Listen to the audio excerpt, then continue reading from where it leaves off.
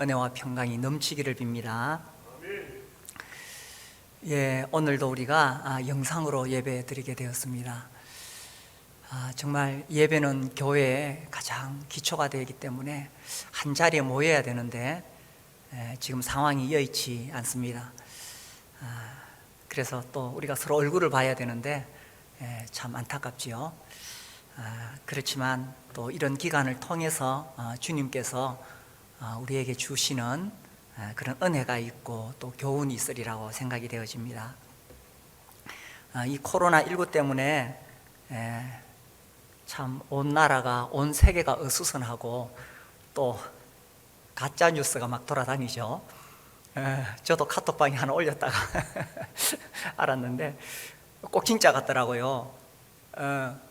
이제 이 바이러스가 열에는 약하니까 드라이기로 뜨거운 열로 소독하면 바이러스가 죽는다. 진짜 같잖아요. 그래서 제가 그걸 받고는 저도 막 빨리 알리자 해가지고 올렸는데 가짜 뉴스라 그러더라고요. 아무튼 뭐 그뿐만 아니라 아주 많은 가짜 뉴스들이 돌아다니고 있습니다. 그런데 이 손을 씻는 것은 아무튼 매우 중요하다고 이야기하지요. 그 유대인들은 전염병이 돌 때마다 살아남았습니다. 대표적으로 14세기에 그 유럽과 아시아에 이 흑사병이 아주 심하게 돌았죠. 뭐 7,500만 명에서 2억까지 사망했다, 이런 보고도 있고, 유럽 인구의 3분의 1에서 절반 이상이 패스트, 흑사병으로 죽었다, 이런 추측도 합니다. 근데 유대인들은 안 죽었죠. 이 사람들은 구약 하나님 말씀에 근거해서 열심히 손을 씻습니다. 열심히 손을 씻어서 살아남아서 나중에 오해도 받고 이렇게 되죠. 그래서 아무튼 열심히 손 씻으시고, 무엇보다 이런 일을 당했을 때에 하나님께서 우리에게 바라시는 것은 뭘까? 이것을 생각하는 것이 매우 중요하다고 생각됩니다. 그래서 오늘 천재지변이 일어났을 때 하나님께서 우리에게 뭘 바라시는가 하는 것을 살펴봤으면 좋겠습니다.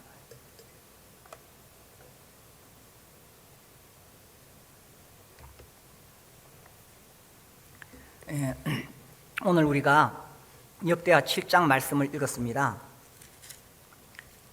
여기 13절에 보면 혹내가 하늘을 닫고 비를 내리지 아니하거나 혹 메뚜기들에게 토산을 먹게 하거나 혹 전염병이 내 백성 가운데에 유행하게 될 때에, 여기에 3대 천재지변이 나옵니다.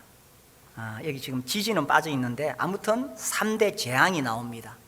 가뭄, 참 이거 엄청난 거죠. 메뚜기, 한번 지나가면 그냥 다 썰어버립니다. 전염병. 지금같이 문명이 발전된 시대에도 이것은 감당하기 어려운데 고대 시대에는 더 말할 것도 없었죠. 정말 공포의 재앙입니다. 지금 또 메뚜기 떼가 막 날아든다 그러죠. 그래서 또 뉴스 보니까 중국에서는 이 4천억 메뚜기 떼에 대항해서, 혹시 보셨나요? 10만 마리 오리를 키워가지고, 그래서 뭐 파키스탄에 보낸다 그러고 그러죠. 오리 한 마리가 메뚜기 200마리를 잡아먹으니까 아무튼 그렇게 해서 이 메뚜기 재앙으로부터 벗어날 수 있으면 좋겠습니다. 그래서 13절에 보면 이 3대 재앙이 내릴 때에 14절 하나님께서 약속하신 것입니다. 이 말씀은 솔로몬이 성전을 지은 다음에 하나님 앞에 먼저 아뢰지요. 하나님, 재앙이 오면은 우리가 하나님 앞에 이 성전에서 성전을 향해서 기도하면 우리를 도와주십시오. 그에 대한 응답입니다. 그래서 이 14절 말씀을 약속으로 주셨습니다. 내 이름으로 일컫는 내 백성이 그들의 악한 길에서 떠나 스스로 낮추고 기도하여 내 얼굴을 찾으면 내가 하늘에서 듣고 그들의 죄를 사하고 그들의 땅을 고칠지라. 그래서 솔로몬 성전을 통해서 하나님께서 이스라엘 백성들에게 주신 약속입니다. 이것은 또한 오늘날 참된 성전인 이 교회를 향해서 하나님께서 주시는 말씀이다 라고 그렇게 여겨져서 오늘 이 말씀을 보기를 원합니다. 14절에 보면 내 이름으로 일컫는 내 백성, 하나님의 이름으로 일컫는 하나님의 백성, 누굽니까? 구약시대에는 이스라엘 백성이겠지만 진짜 하나님의 이름으로 일컫는 하나님의 백성은 오늘날 예수님을 영접한 하나님의 자녀들, 그리스도인들이겠죠. 바로 우리입니다. 그래서 14절에서 하나님께서 지금 누구를 향해서 말씀하시느냐? 내 이름으로 일컫는 내 백성. 이 천재지변이 일어났을 때 지금 온 세계가 코로나19 전염병으로 어수선한데 이때에 하나님께서 지금 누구에게 말씀하시고 싶으냐는 겁니다. 하나님의 이름으로 일컫는 하나님의 백성, 우리에게 하나님께서 말씀하시고 싶다는 것이 아니겠어요? 그래서 내 백성이 기도하면 그들의 땅을 고치겠다 이렇게 말씀하셨습니다. 그래서 누구에게 책임이 있느냐 하는 것입니다. 물론 정치인들에게도 또 보건 당국에도 책임이 있겠지요. 그런데 하나님은 지금 이 말씀에서 어떤 왕에게 책임이 있다든지 어떤 이런 질병을 관리하는 그런 사회적인 책임을 가진 그런 사람에게 책임을 묻는 것이 아니고 내 이름으로 일컫는 내 백성에게 하나님께서 책임을 이야기하고 있다는 것입니다. 우리가 살면서 사람의 힘으로 통제할 수 없는 일들이 많이 생깁니다. 지금 그렇죠? 지금 그런 상황입니다. 이때 하나님께서 정말 너희들이 한번 책임감을 가져봐라 하는 것입니다. 그래서 내 이름으로 일컫는 내 백성이 기도하면 고쳐줄 테니까 너희들이 책임을 지고 한번 기도해보라 하는 것입니다. 그래서 오늘날 우리 그리스도인들이 하나님 앞에 이런 책임감을 느낄 필요가 있지 않을까라는 것이죠. 그 다음에 이 말씀을 바꾸어서 생각하면 또한 하나님의 이름으로 일컫는 그 백성들에게 놀라운 특권이 있다는 것입니다. 하나님께서 누구에게 자기 이름을 주셨느냐 하는 거죠. 하나님께서 구약시대에는 이스라엘 백성들에게 그들을 불러내시고 구별하시고 그들을 하나님의 이름으로 일컬으시고 그들을 향해서 하나님께서 성민이다, 선민이다 이렇게 말씀하셨습니다.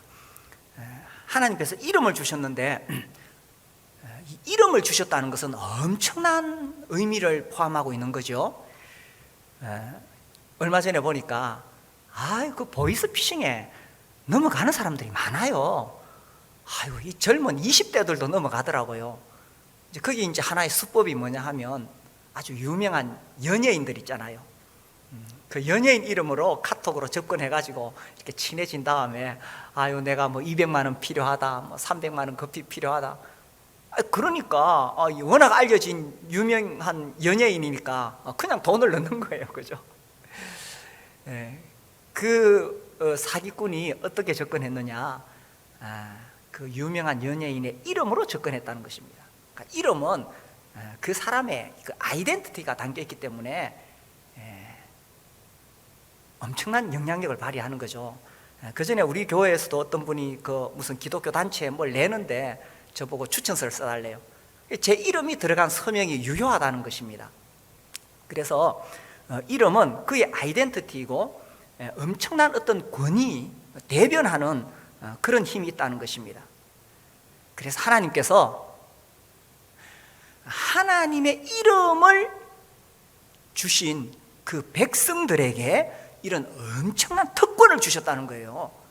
그래서 누가 기도해서 이 땅이 치유되느냐? 하나님의 이름으로 일컫는 하나님의 백성들이 기도해서 이 땅이 고침을 받는다는 것입니다. 그렇다면 오늘날 하나님의 이름으로 일컬음을 받는 우리가 얼마나 놀라운 특권을 가지고 있느냐 하는 거예요. 그래서 우리가 이런 상황에서 우리의 이 책임과 특권을 발휘할 때가 되었다는 것입니다. 뭘 기도하느냐? 누구를 위해 기도하느냐?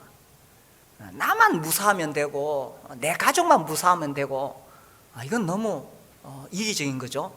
하나님께서는 하나님의 이름으로 일컫는 백성이 결국 누구를 위해 기도하느냐? 그 땅을 위해 기도하라는 겁니다. 어떤 면에서 우리가 뭐 전 세계 전 인류를 품기는 저는 믿음이 그만큼 안 됩니다. 뭐 그만한 믿음이 있는 분은 전 인류를 품으시고, 그러나 최소한 우리가 이 땅, 우리가 살아가는 이 나라에 대한 그런 책임은 우리가 지고 있지 않느냐는 겁니다.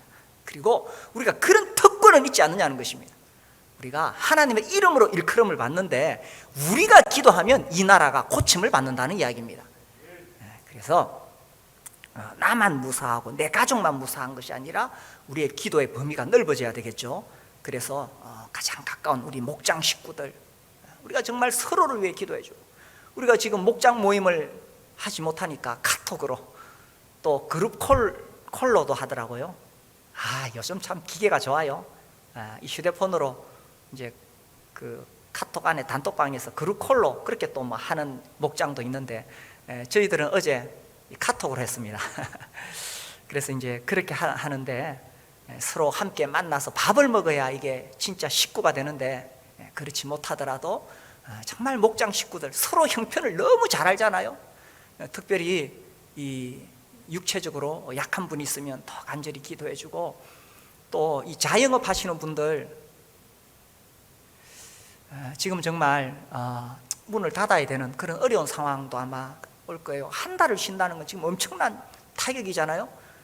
그래서 자기 목장 식구들을 위해 정말 간절히 기도해주고, 그리고 교회를 위해 기도해 주시고,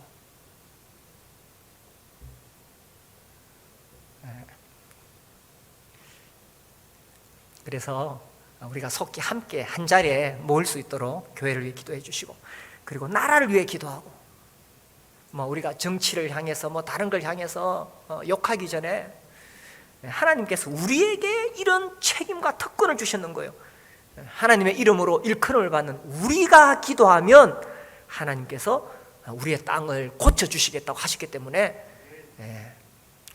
이런 이 천재지변을 당했을 때에 우리가 이 대사회적인 책임이 있다는 것입니다. 이 초기에 그 기독교가 그런 핍박 가운데서도 이 로마 제국에 확 이렇게 번져 나갔는데, 뭐 여러 가지 요인을 이야기합니다. 그 중에 제가 최근에 아주 또 재밌는 요인을 하나 읽었는데, 전염병이었다는 거예요. 그래서 막 전염병으로 팍팍 쓰러져 죽어가는데, 그때 이 그리스도인들이 많이 살아남았다. 뭐 그런 것도 있고, 무엇보다 이제 중요한 것은 그 당시에 이제 전염병이 퍼지니까 사람들이 서로 막 의심하고 서로 막 피하려고 그러잖아요. 사실 어제 저도 골목길 가는데 저쪽에서 두 사람이 마스크 벗고 담배를 피면서 오더라고요. 매우 기분이 안 좋았어요. 아무튼 우리가 이제 사람들 서로 기피하는 이런 세상이잖아요. 그래서 그 당시에 전염병 걸리면 이교도들은 환자들을 그냥 갖다 버렸습니다. 그런데 그리스도인들은 버려진 환자들을 사랑으로 돌보고 간호했다는 거죠. 근데 이제 뭐 특별한 치료제는 없어요. 치료제는 없지만 기본적인 간호만 해도 치료될 확률이 훨씬 더 높다는 보고가 있다는 겁니다. 아무튼 그 초대교회 시대에 그리스도인들은 자기들만 살아남는 것이 목표가 아니라 이웃을 향한 그런 대사회적인 책임을 가졌다는데, 우리도 물론 이 시기에 우리가 할 수 있는 일들을 해야 되겠죠. 하는데 가장 중요한 것이 뭐냐? 오늘 주신 이 하나님 말씀이 우리에게 약속이라고 여기십니다. 그래서 우리가 이 책임과 특권을 가지고 기도할 때에 하나님께서 이 땅을 고칠지라. 그래서 우리가 이 말씀 붙잡고 기도했으면 좋겠습니다. 천재지변이 일어났을 때에 하나님께서 우리에게 바라시는 게 뭘까? 하나님으로 이름으로 일컫는 하나님의 백성들이 이런 책임과 특권을 발휘하기를 우리 하나님께서 바라시지 않겠어요?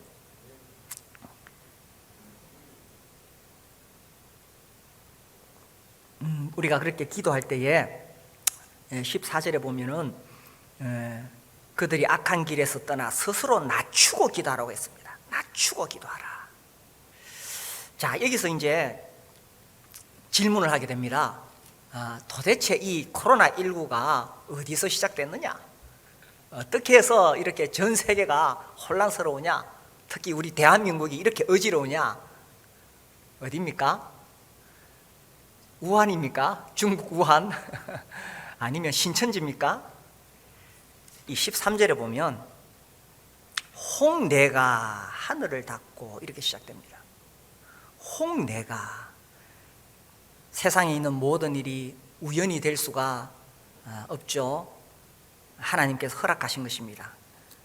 여기서도 인류의 이 3대 재앙에 있어서 하나님께서 홍내가 이렇게 시작하십니다.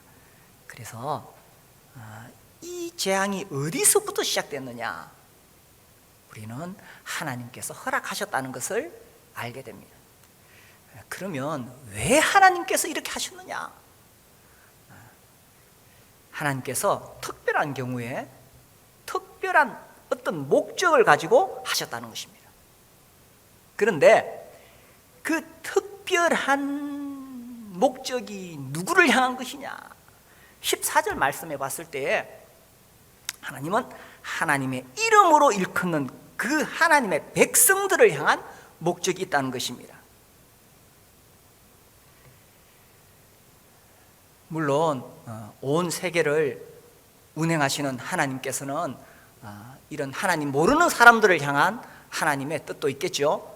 그러나 이 14절 말씀 보면 1차적으로 근본적으로 하나님의 관심은 하나님의 이름으로 일컫는 그 백성들에게 있다는 것입니다. 그래서 어떻게 이 문제가 해결될 수 있느냐? 14절 말씀에 내 이름으로 일컫는 내 백성이 그들의 악한 길에서 떠나라는 것입니다. 그러면 악한 길이 뭐냐? 뭐 여러 가지 이야기할 수 있겠지만 저는 그 뒤에 이어지는 말씀이라고 봅니다. 뭐가 악한 길이냐? 스스로 높아진 것, 기도하지 않는 것, 하나님 얼굴을 찾지 않는 것이라고 생각되어집니다. 사람들이 스스로 높아져서 자만해지니까 기도할 필요성을 느끼지 않습니다. 하나님 뭐가 필요하냐? 나에게 능력이 있고 내 통장에 돈이 있고 내게 힘이 있는데, 나 직장 든든한데, 나 자식들 잘 되고 있는데, 그러니까 하나님을 찾지 않는다는 것입니다. 대한민국이 참 배불렀지요. 대한민국 신자들이 참 배불렀습니다. 우리 왜 종종 그 사진 보잖아요. 그 어머니가 아기를 뒤에 등에다 업고 또 좀 큰 애는 데리고 나와서 기도하는 장면. 그래서 그 어머니가 간절히 기도하고 있고 그 아들 둘이 거기 하나는 엎혀 있고 하나는 거기 있고, 그죠? 우리나라가 정말 6.25 일제시대 6.25 지나면서 정말 가난하고 헐벗었을 때 자원도 없고 자본도 없고 어디 기댈 데가 없었습니다. 그러니까 매달 때는 하나님밖에 없으니까, 그러니까 새벽마다 나와서 하나님 앞에 부르짖는 거예요.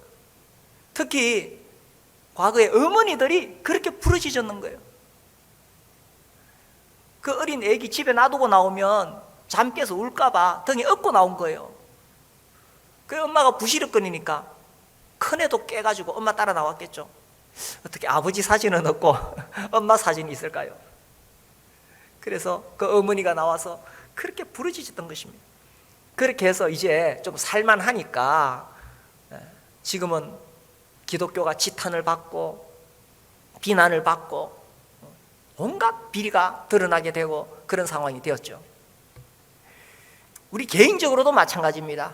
우리가 정말 어렵고 힘들 때는 하나님을 간절히 찾습니다.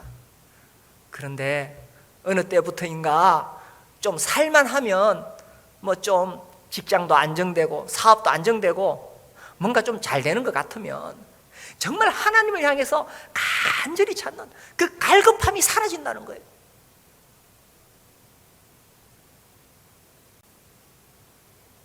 그러다 보니까 자기도 모르게 마음이 높아지게 되고 하나님을 찾긴 찾아요. 우리 다 하나님 찾아요. 우리 주일날 나와서 예배드리고 봉사하고 다 합니다. 그런데 내 중심에서부터 정말 하나님을 향한 그런 영적인 갈급함이 있느냐 하는 거죠. 그래서 주님께서 이런 재앙을 통해서 하나님 우리에게 주시는 메시지가 있지 않겠어요?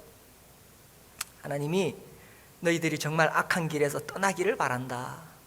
언제부터 그렇게 마음이 높아졌니? 언제부터 그렇게 배가 불렀니? 하나님은 이것을 늘 경계하셨습니다. 이스라엘 백성들이 애굽에서 나왔을 때는 구름 기둥 불 기둥 의지해서 그렇게 갔지요. 그런데 모세를 통해서 하나님께서 이렇게 경고하셨어요. 신명기 32장 15절에 보면 그들이 가나안 땅에 가서 잘 먹고 잘 살 때에 이렇게 될 것을 경고하셨어요. 신명기 32장 15절 우리 같이 한번 읽어볼까요? 시작. 그런데 여수린이 기름짐에 발로 찼도다. 네가 살찌고 비대하고 윤택함에 자기를 지으신 하나님을 버리고 자기를 구원하신 반석을 업신여겼도다. 여술은 이스라엘 민족을 이야기합니다. 그들이 기름짐에 발로 찼도다. 그들이 좀 이제 살만하니까 누구를 발로 찼어요? 네가 살찌고 비대하고 윤택함에 자기를 지으신 하나님을 버리고 자기를 구원하신 반석을 업신여겼도다. 이게 사람의 본성이라는 겁니다. 이게 사람의 본성이에요. 이스라엘 백성들이 이렇게 될 것을 하나님께서 아시고 경고하셨어요. 우리 모두 다 이런 본성이 있습니다. 그래서 하나님께서 우리에게 개인적으로 고난을 허락하시고 그렇게 개인적인 고난도 허락하시지만 때로는 이와 같이 전 세계적인 일도 허락하신다는 것입니다. 정신 차리라는 거죠. 그래서 내가 나도 모르게 내 마음이 높아져 있지 않는가. 심지어 어떨 때는 내 마음이 하나님 말씀보다 높아질 때도 있습니다. 강단의 말씀도 내 생각과 맞지 않으면 비판할 수 있습니다. 우리는 정말 하나님 말씀 절대적이라고 믿었는데 하나님 말씀이라면 꼼짝을 못했는데 우리의 마음이 높아지기 시작하면 하나님도 버리고 하나님 말씀도 경히 여기게 된다는 것입니다. 그래서 하나님께서 이스라엘 백성들에게 하신 말씀처럼 오늘날 우리에게도 이런 천재지변이 일어났을 때 우리에게 기대하는 것이 있습니다. 하나님 백성들, 다른 사람들, 하나님 안 믿는 사람들은 일단 놔두고 하나님의 이름으로 일컫는 하나님의 백성들이 정말 스스로 낮추고 기도하기를, 정말 하나님 앞에 엎드리기를 하나님께서 바라신다는 것입니다. 그래서 이런 일을 당했을 때에 정말 하나님 우리에게 바라시는 것, 하나님 말씀하시죠. 너희들은 하나님 없이는 못 살아. 낮추고 돌아오너라. 그래서 천재지변이 일어났을 때에 하나님의 이름으로 일컫는 우리가 책임과 특권을 가지고 기도할 수 있는데 어떻게 기도하느냐? 스스로 낮추어서. 그죠? 언제부터 우리 마음이 높아졌어요? 언제부터 우리가 자만해졌습니까? 우리가 배부르니까. 그래서 하나님께서 우리가 낮추기를 원하시는구나. 이 말씀을 받아서 우리가 낮추어서 기도할 수 있기를 바랍니다.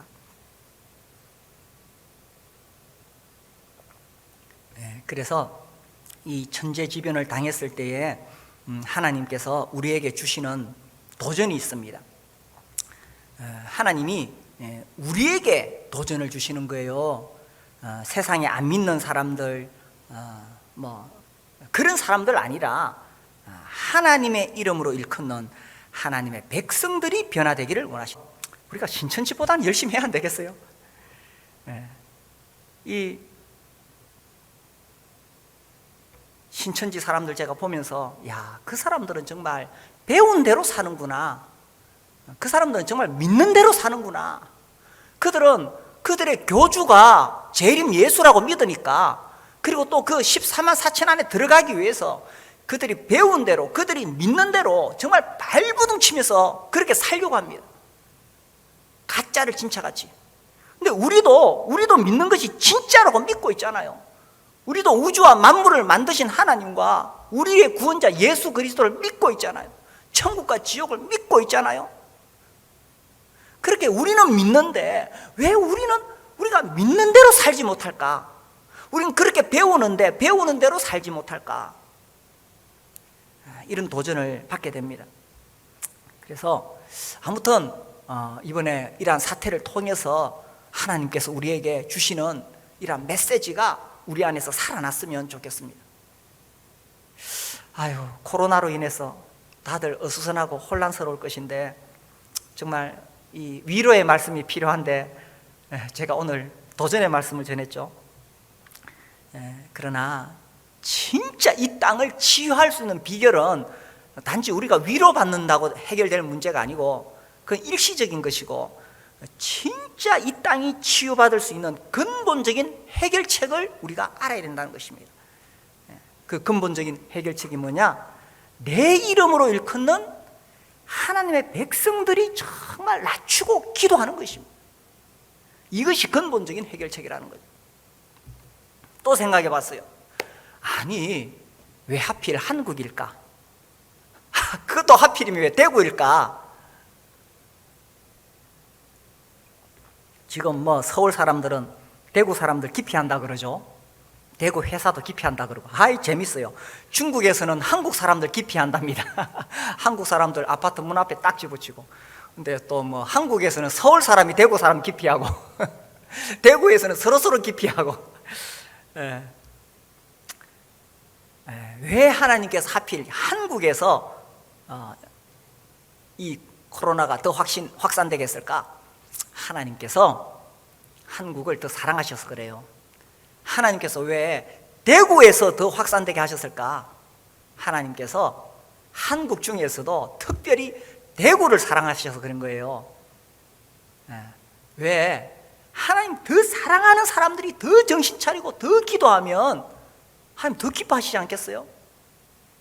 그래서 하나님께서 왜 하필이면 대구의 신천지를 통해서 이런 일이 일어나게 하셨느냐? 우리가 신천지만 욕할 것이 아니라, 이건 정말 하나님께서 특별하게 전 지구 가운데, 그죠? 전 세계에서, 전 인류 가운데 하나님께서 특별히 한국을 사랑하시고 대구를 사랑하셔서 이 대구에 있는 그리스도인들이 정말 자기를 낮추기를, 그래서 기도하기를 바라시는 것이 아닐까라는 것입니다. 그래서 우리가 더 책임감을 가지고 정말 이제야말로 우리가 특권을 발휘할 때입니다. 그래서 코로나가 잠잠해지면 우리 대구 사람들이 기도한 덕분인 거예요. 그래서 이런 일을 당했을 때에 우리가 더 간절한 마음으로 하나님 앞에 이 땅을 치유해 주시기를, 고쳐 주시기를 그렇게 기도했으면 좋겠습니다. 그렇게 기도할 때에 정말 우리가 낮아져야 돼요. 낮추어야 돼요. 깨져야 돼요. 언제부터 내가 배불렀느냐? 언제부터 내가 하나님 없이 살 수 있다고 생각했느냐? 그래서 정말 낮아지고 깨어져서 그렇게 간절한 마음으로 하나님을 찾으면 우리 하나님께서 약속하신 대로 내가 하늘에서 듣고 그들의 죄를 사하고 그들의 땅을 고칠지라, 이 약속이 우리 가운데 이루어질 것입니다. 이런 놀라운 하나님의 은혜가 우리에게 임하게 되기를 기도합니다. 그 교회적으로 나누어진 그 330 기도문 가지고 계신가요? 우리 이걸 가지고 이 시간 함께 기도하겠습니다.